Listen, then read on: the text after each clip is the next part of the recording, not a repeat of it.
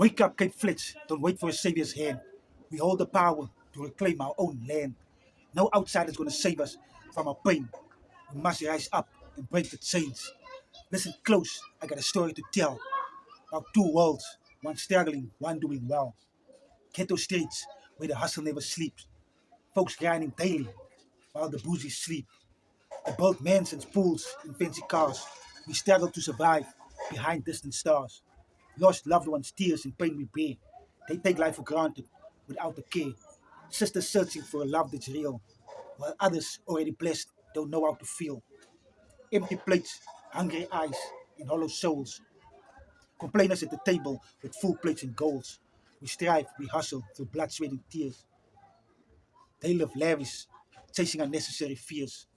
Gratitude's the lesson. Don't you ever forget what you have, someone's praying for, and someone's regret. If you're blessed, lend a helping hand.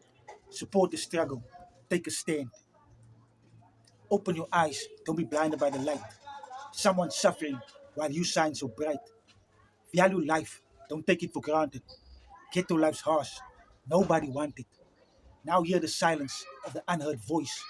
Rise up, break the chains, and make some noise.